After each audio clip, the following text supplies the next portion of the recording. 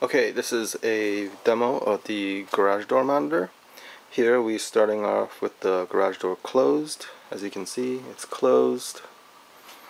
And I'm just gonna open the garage door here.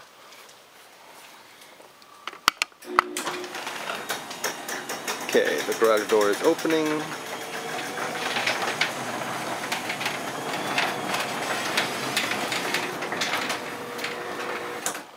There, it's open all the way, and you see the indication change from closed to open. Okay, and I'm just gonna close the garage door.